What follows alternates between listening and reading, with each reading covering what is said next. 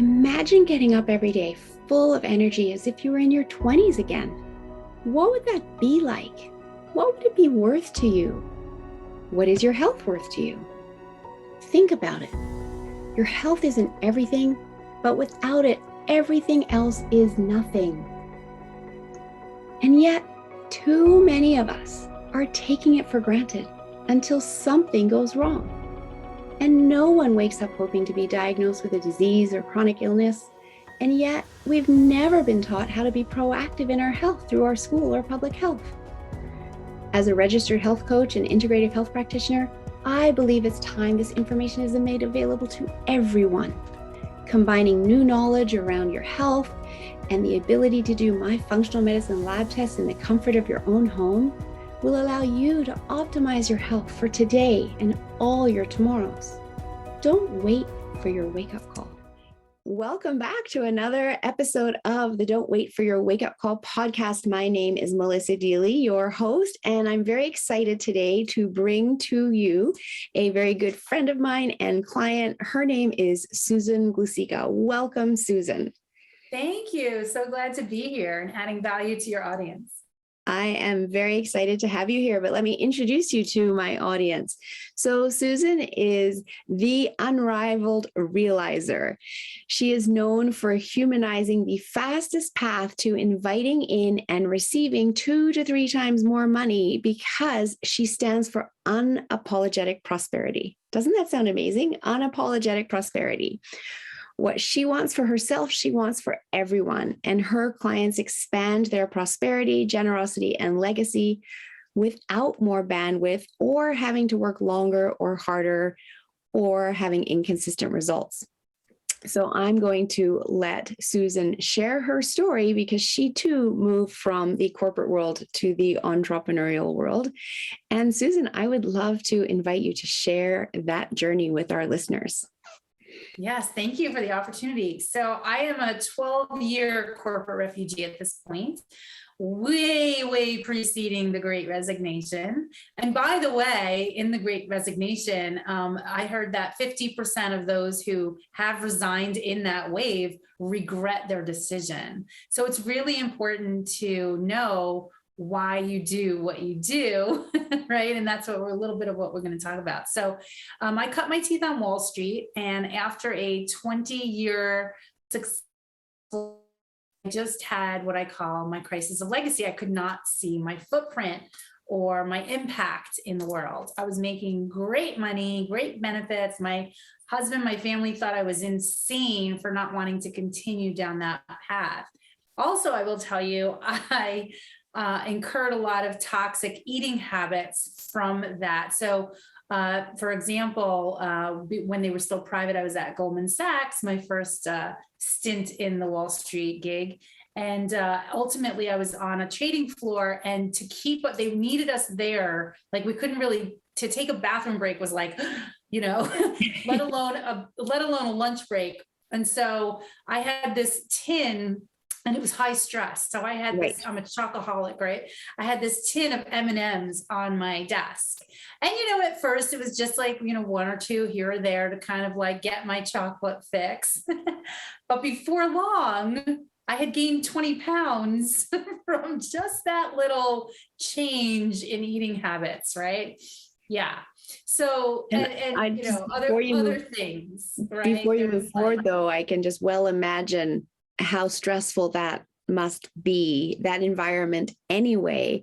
But then to hear you say that even taking a washroom break was a little bit nerve-wracking because you might miss something, right? So how can you possibly take time for yourself for a lunch break or anything else in that environment, and the stress that puts on the body? Well, I've talked about that a ton on this podcast. People can go and check out my episodes on stress, but we know where that sends us in terms of weight gain and imbalanced hormones, poor sleep, et cetera, et cetera, et cetera. So I didn't realize it was that intense on Wall Street. I knew it was intense, but I didn't know it was that intense. So then I left the Wall Street gang and went over to the data or information side of the industry for longer than I had anticipated, 8 years. And then I went over to the insurance world for longer than I anticipated, like another close to 12 years. So 20 years total, right? It was pretty fascinating. I met incredible people. The data firm was international. Sorry about that. I think we might have. So I met great people. The data company was an international company, and I come from like an international family, so that was a really cool thing. And I was working with people across the pond, and that was really awesome and expansive, and got into very interesting drinking habits there, because in Britain, they're proud of being able to drink anybody under the table. Right. So just kind of like, it added. So like, here I am overweight, and now I'm, getting into the drinking game, the corporate drinking game, right. Back in the day. Not so much now. Nowadays, it's more, non-alcoholic is options are more to the forefront, but my own story, right. And it's the same with the money. So the money, right. There were bad money habits. I had my own financial advisor, and I was listening to what that financial advisor was saying to do. This was before I helped people with their financial plans, but I didn't save enough. Even working with a financial advisor, I didn't listen to the amount of money I was to put aside, right? So my first tip to your audience is, if you hire an expert, listen to what they say, find out the why behind what they're saying. And if that makes sense to you, do it, right? Even if it's fear inducing, it's scary because you've never done it this way, or you're addicted to your past patterns or behaviors, I'm telling you, it is well worth the courage to show up and make those shifts. Okay. Finding out the why is so important, right? That's why I worked with you. You were the first person in my world on the health side who really, truly, got me to understand what was going on with my body, why certain things were happening, why certain things that I had already changed were no longer sustainable.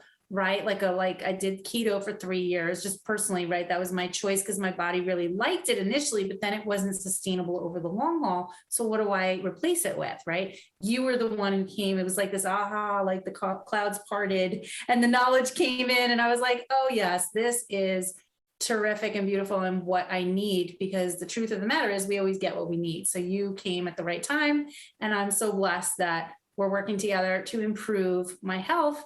And it's working, right? Like the detox experience is amazing because, and I'll get to what I do now in my coaching practice, but the detoxing, that process actually, I don't know what it exponentialized my ability to create money and my ability to manifest whatever it was that I was thinking about at the time. And doing the quarterly, like being on the maintenance program, right, is really important because, my body tends to want to swing back into the old, not so healthy routines. And this is kind of like the quarterly, like, no, we're getting back on track, and we're releasing the things that no longer serve, right? And the more and more I do that, not only the easier they become, but the more smooth my my money creation process, my magnetization and attraction results become. So there is a link between the health and wealth. People say your health is your wealth, but that's not the total why. The real true why totally is whatever you want to manifest becomes easier if you're healthy. If you have a healthy 3D or physical system, whatever you are desiring comes just smoother and faster and more on point to what you specifically desire. I'm here to tell you that. So going back to I love that. And I'm just going to say again, because I love the why, I love explaining the why, and I'm the one that always asks why. So I guess I come by naturally teaching it, because I agree. It's really important. I do feel when people understand the why, they're so much more likely to follow through and continue doing something at least long enough to get the benefits. And then when they reap the benefits, then they're just self-motivated to keep going. Right. But the why in this case is that when we clear out our physical body, because of that connection of the mind, body, spirit, etc., it's all connected. And if we're bogged down, whether it's toxins, whether it's emotions, whether it's even, mental toxins in the way we talk to ourselves, all of those things impact our ability to be in optimal health and be able to manifest and be an open channel, because our channels are blocked. But that detox process, it starts eliminating the physical toxins, and then depending on the individual and how ready they are, it starts to release emotional toxins and our mental toxicity, et cetera, to open those pathways. And that's absolutely what you experience. So I love that. Thank you for sharing. And in addition to the money creation side, it's also, believe it or not, improved my relationship with my husband, which was an unexpected, right? And it's not because I dropped weight or, got sexier to him in any kind of like physical way, but it does change your energy and it frees up a lot of energy. And I think it gives me the ability to be more present and attentive to him when we are together, right? So it improves things like that, like unexpected things. But going back to my like where I was in the corporate world and with all these like, unhealthy patterns, both in health and in wealth, ultimately I decided, due to my crisis of legacy, to find what I was really here to do. And I thought to myself, well, what is it that I like to do? I also talked to a lot of my advisors at the time, including my financial advisor. And he said, why don't you do what I do? Because it's a lot of it is education.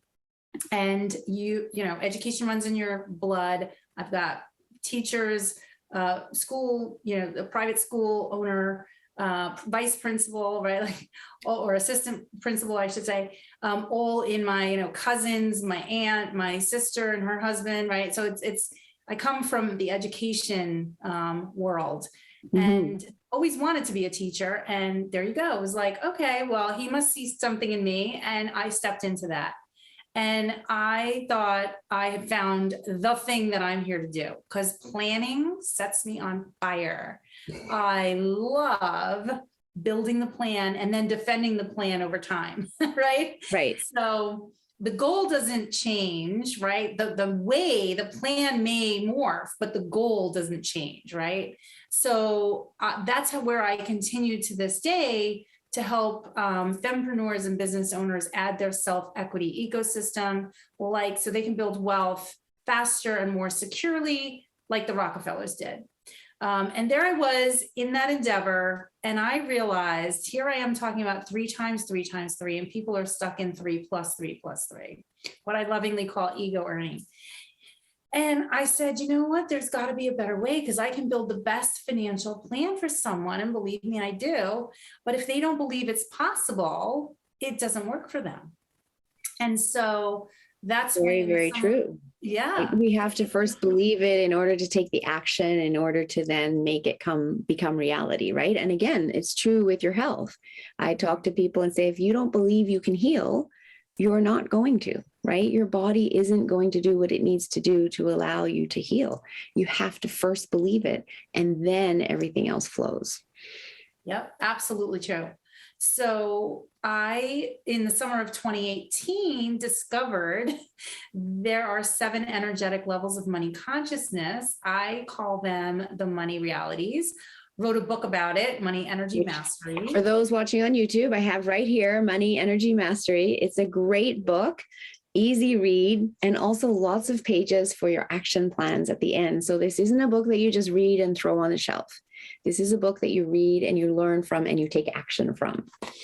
Yeah, I didn't write in my pages at the back though, and I'll tell you why. Because I wanted to come back and read the book again. And so I wrote all of my action things and everything from here in another journal, so that I could do that too. Share this with others and read it again.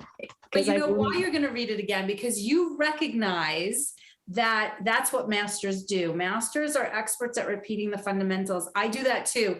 It's a rare book that I will underscore or highlight it or make notes in it, because I know that the next time that I'm going to be rereading it, and it was true for the book that sparked my signature to self-discovery of the 7 money realities, which was Sir David Hawkins' Power versus Force, bit texty, right? But it's rare that I will highlight or mark up or anything or write in, even if there are pages to do so, because I know I'm going to be refreshing on it and I'm going to be a different person that next go round.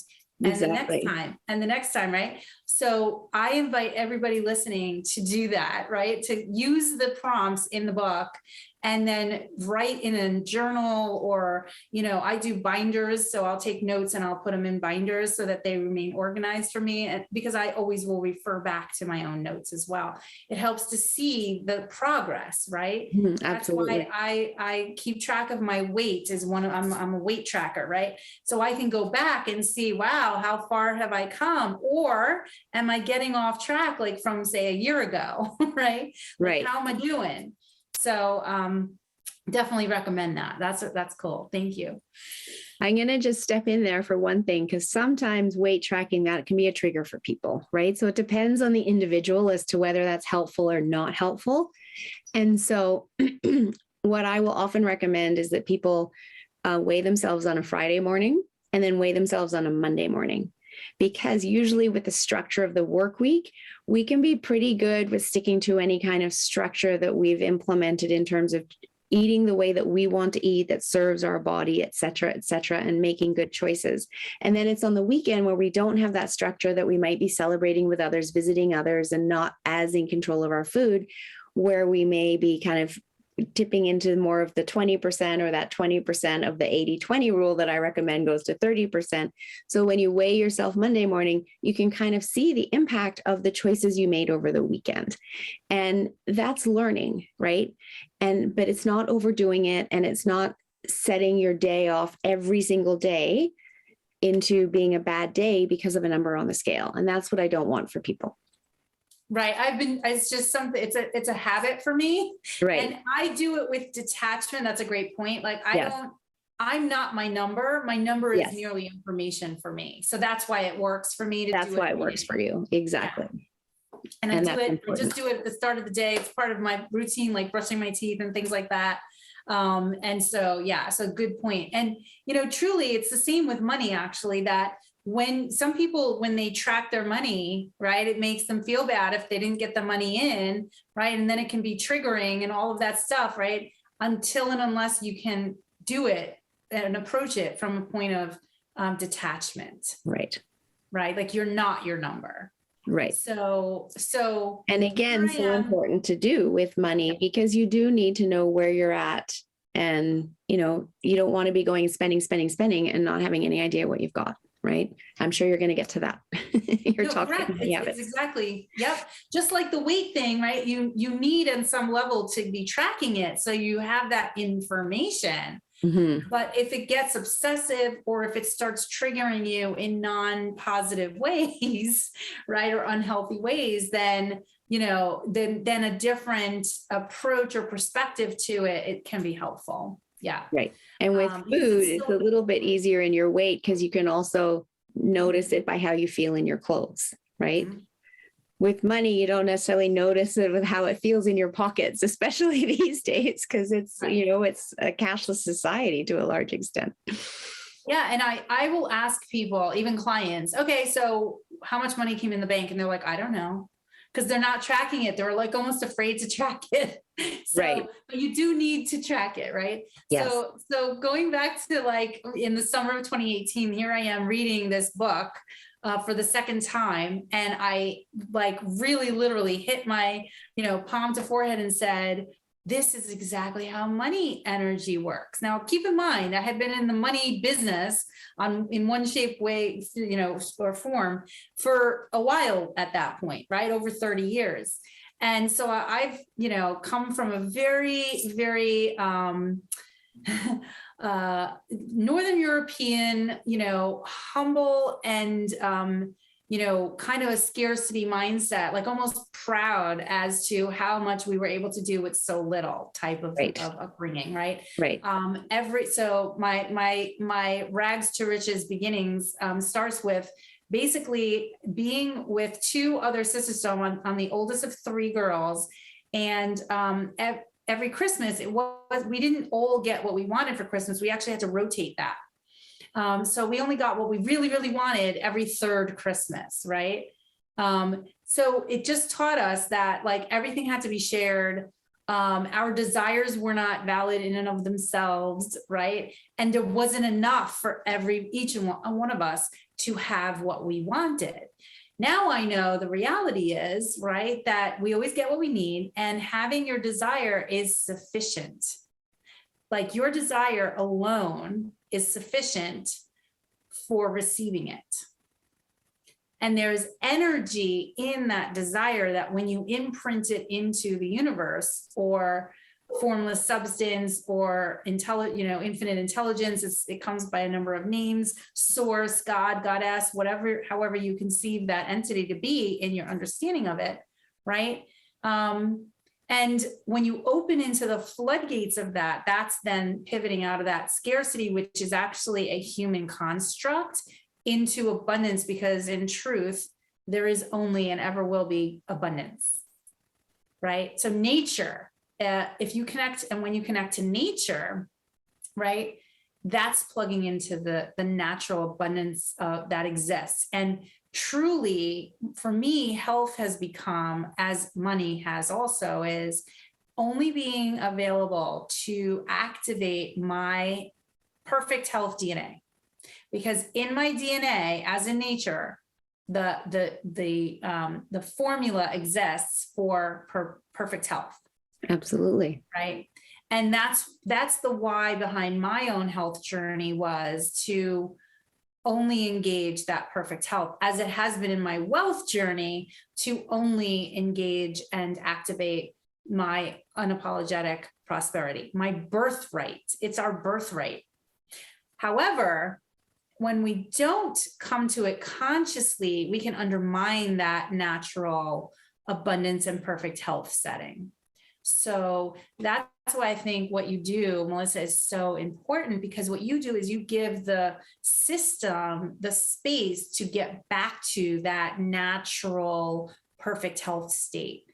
And it's kind of akin to what I do in my money coach. So I discovered these money levels, and then I build this coaching practice because I realized that my highest level existed in my next higher level of service. So I added a coaching practice, and now I have these two distinct businesses that I can serve people with.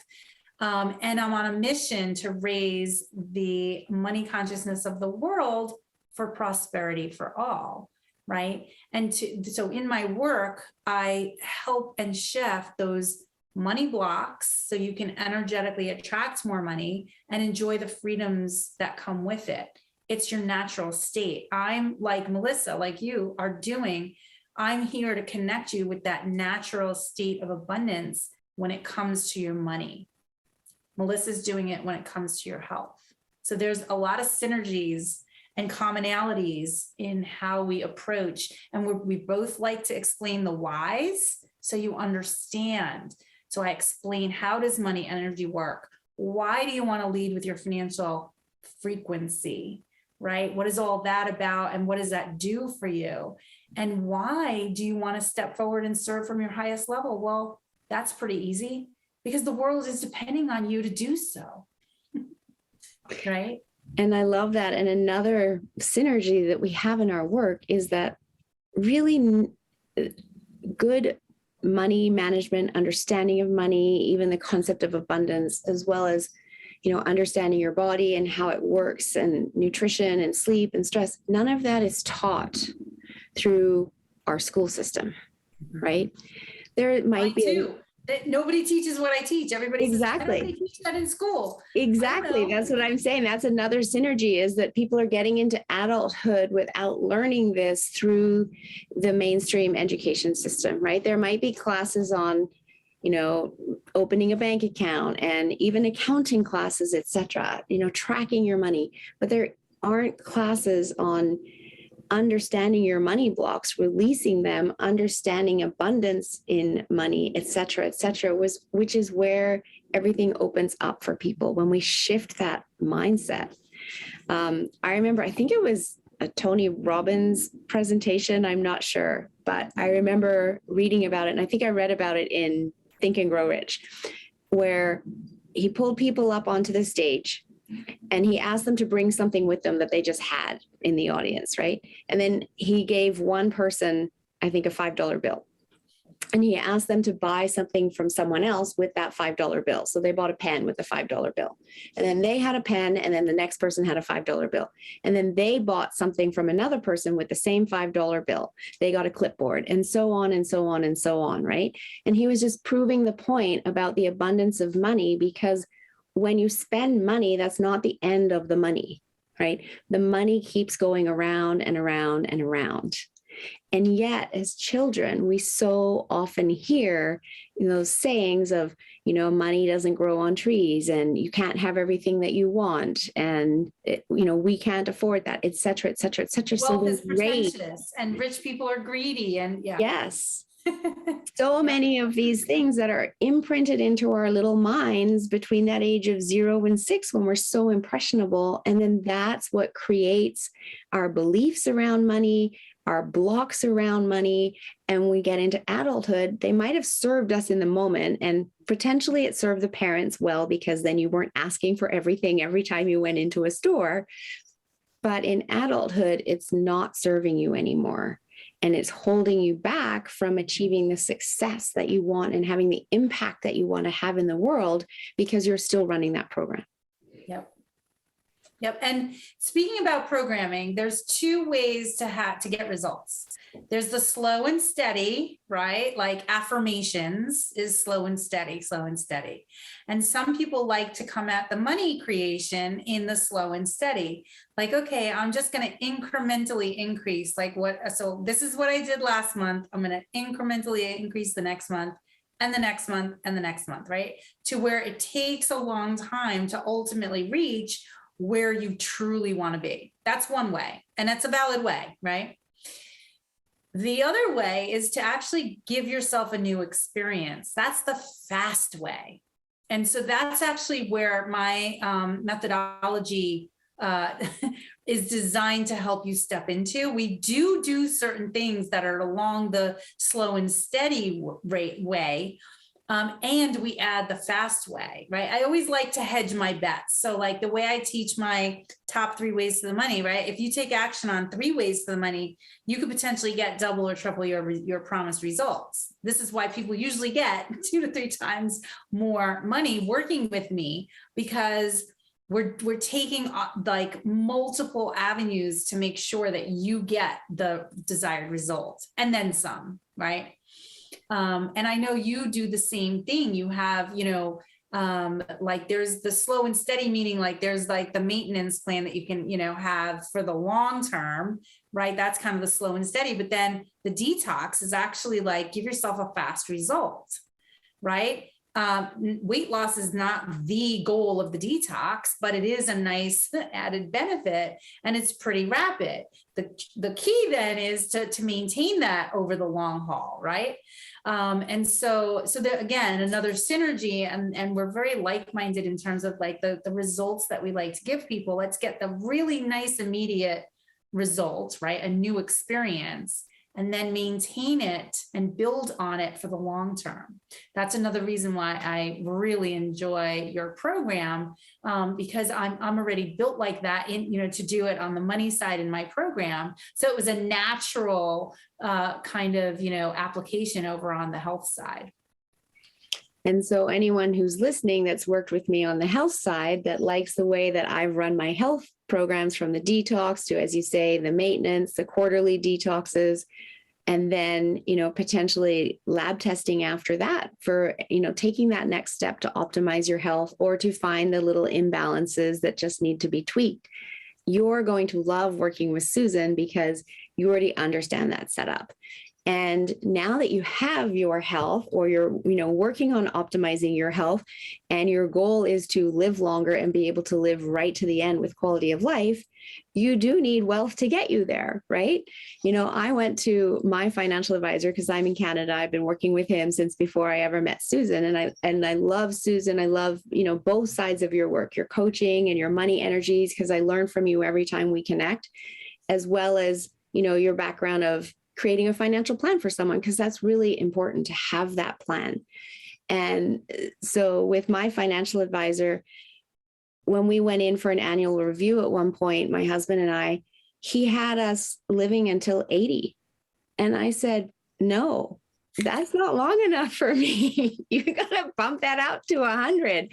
I want to make sure I have enough wealth to last me until I'm 100, right? Because that's my health goal. Personally, I'm going for 120, but I'm an eternal optimist.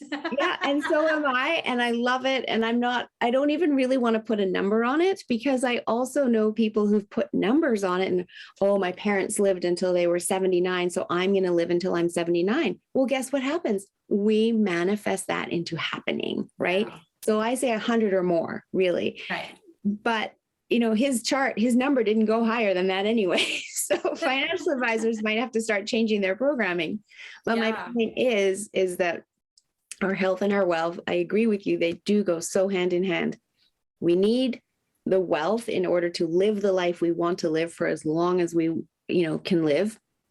But we also, when we're making that wealth, we can't discount our health, because what good is the wealth if you've destroyed your health in the process of acquiring that wealth? Mm-hmm. And I see far too many people in that situation. And, maybe some of the people that you used to work with on Wall Street are in that situation, right? And I just found it interesting earlier when you were talking about the beer drinking, because you were working with people over the pond. And I don't know if you know this about my story, but I've said it a few times recently, and it's coming up again. But when I first came to Whistler 32 years ago, I was on my way to a merchant banking career in London, England, an internship. And I was just here for 6 months.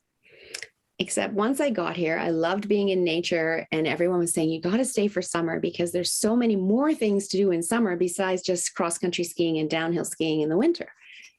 So I was like, okay, I'll stay for summer. It's an internship. I contacted them. I pushed it back, and that was all fine.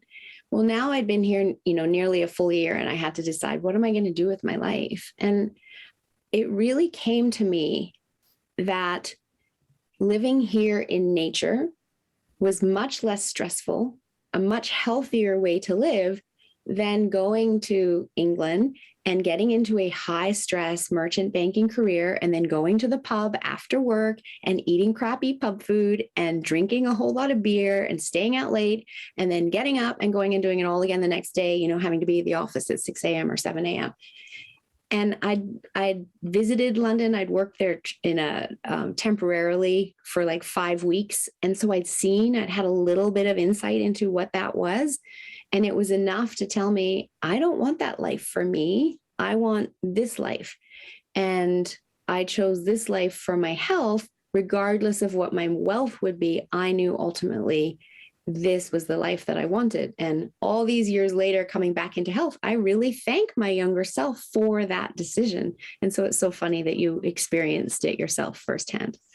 Yeah. And what's funny about that is you don't know what you don't know. And right. As a young person, I was just following, I did want to go to school. So the reason I wound up on Wall Street was because I wanted to be a teacher, but I couldn't see at the time, right, that I was looking at this, I couldn't see how I could make the money that I wanted to make as a teacher. Right. So I actually went to secretarial school, got an 8.5 month secretarial certificate. It was really good.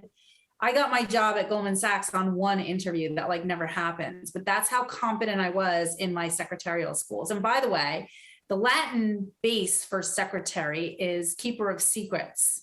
Oh. So if anybody's worried about anybody, any monetary secrets, don't worry, they're safe with me. I run a judgment-free zone, as Melissa does.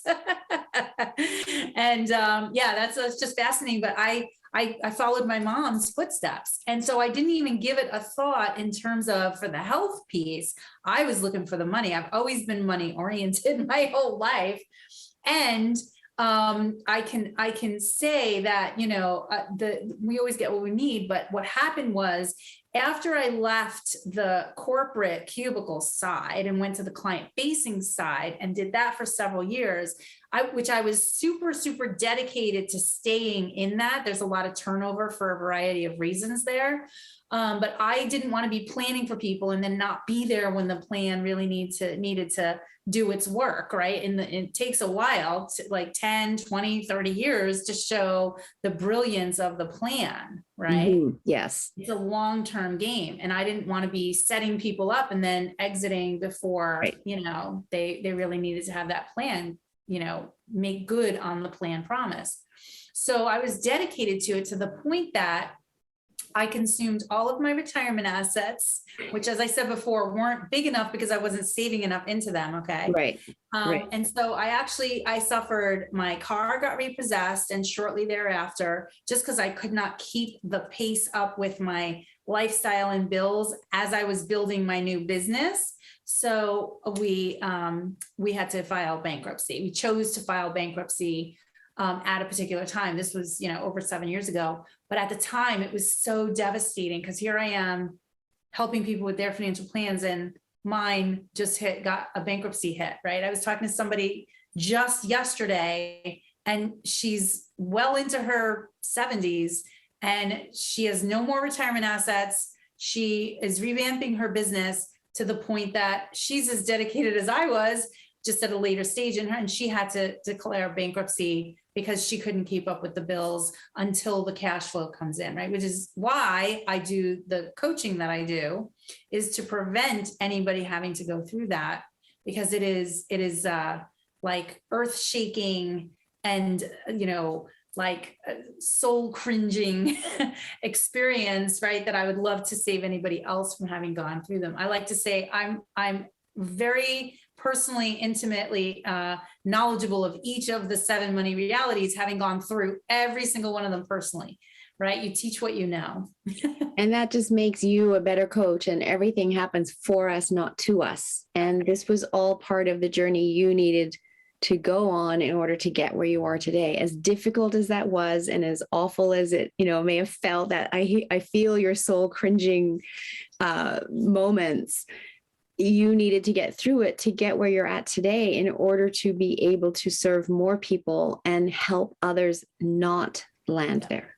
Yep. And talking about the like coming full circle from that, from the being raised lack based and the whole, financial struggles. I wrote, in Courage Under Siege, I have a book, a chapter in that book that talks about my perfect financial storms. That was the hardest thing I ever had to write. I wrote it in 2017. And then since then you can't shut me up. But, coming full circle, right? And once we recovered from the bankruptcy, which was really truly my financial wake up call, right? Like, why would I say, like, don't wait for the health wake up call? Well, we had it in the wealth piece.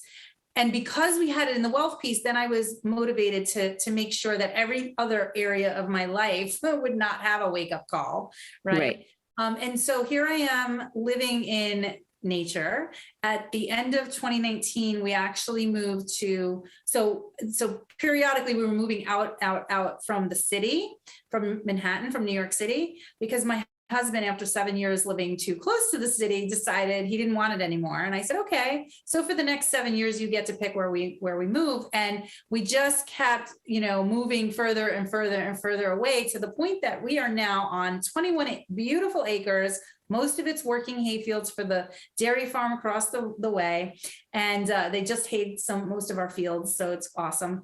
And so working farmland is pretty awesome to own. And I get to step out into nature anytime I want. It's beautiful, clean air. It's we're the baby property in the area, so we don't have many neighbors close by. So it's not very peopled, not very trafficky on the road, right? And it's just a beautiful, peaceful existence, which in my younger, city-based days, I did not appreciate to the level that I appreciate now. And I'm blessed that we did that ahead of the pandemic. So we were already socially distancing as a lifestyle. And I was able to run both of my businesses virtually. Right. Like, right. I'm so blessed, and I continue to do that. I had already been doing them like that, and everybody kind of caught up to me in the pandemic that way. But really, really blessed. And so that's one of the things that I appreciate about working with you, Melissa, is that you like to be that preventative, right? Like getting ahead of things, making sure that we don't trigger certain things or set the stage for certain things that are unpreferred on the health state. Exactly. And that's, predominantly we do that through the lab testing, but also with the detox. And what people don't realize is that we can do that, right? We've been so raised to think we get sick, we go to the doctor and they make us better, or I'm going to get whatever my parents had, et cetera, all based on genetics.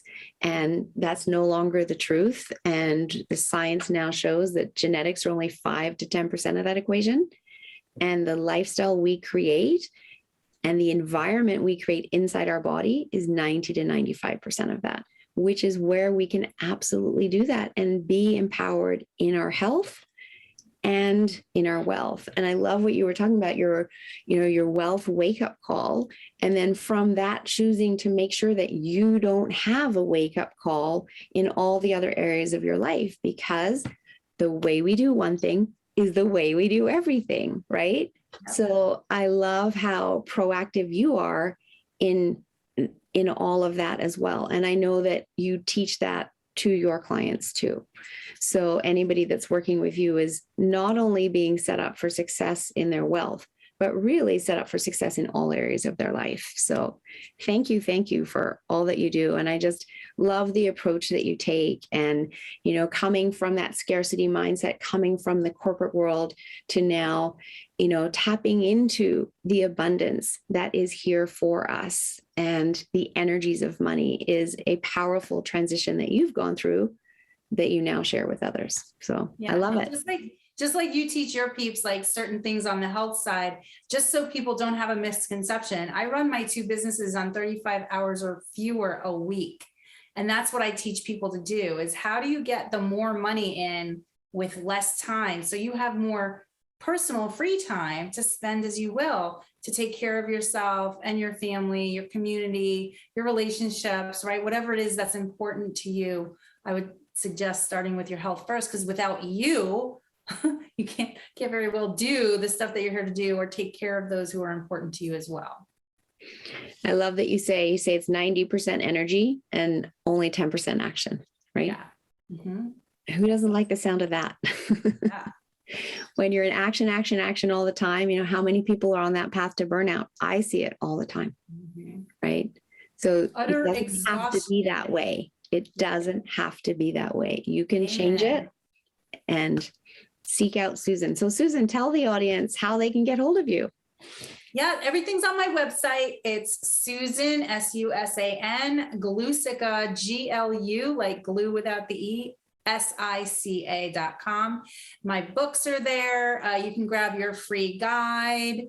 It's the 7 prosperity keys to bring in more money with ease. I love the number 7. So everything that I do is number 7s. That's my favorite number too. Yeah. Oh, good. Another synergy. I invite anybody interested in furthering the conversation to book an expansion call. On that call, I will identify your biggest money block and get you crystal clear on what's possible for your money. And I've done that call with you, and I love the process that you guide people through. It's super easy, and you will definitely come away with much greater awareness around where you're at and where Susan can take you. So I highly recommend that. And just as we finish up here, do you have any last message for the listeners today to inspire them to get started on both their health and their wealth journeys? Yeah. So for both of those things, you will know, because you always know, right, that something isn't quite right or 100% the way you want it to be, like ideally, right? And you want to act on that as soon as you have that thought, right? Mel Robbins says you have 5 seconds to act on a thought, right? Or an inclination. So 5, 4, 3, 2, 1, go call Melissa for your health, or go call me for your wealth, right? Or insert whichever expert that you're looking at in other areas of life, right? It's really important that you pray. So the one thing that's required for success in life is honoring self and others equally. When you do that, which means taking care of yourself and seeking the knowledge that maybe you don't have to have the health that you want, ideally, right? Go do that for yourself. It's going to help you serve others as well. I love that. Very profound and so, so true. Thank you very, very much for joining me here today. I've loved this conversation. Time flies when you're having fun. And thank you to the audience, as always, for tuning in and for sharing these episodes with people that you know need to hear them. Thanks again. Bye, Susan. Thank you. Bye. If you're enjoying my content and someone that wants to step into being proactive in your health and learning more, I would love to invite you to join my membership community. There's a link in the show notes. For only $19.99 a month, you get access to all of my content, and there's a lot, as well as weekly calls that you can come and get your health questions answered. It's truly priceless. I'd love to see you join the community. Check out the link in the show notes.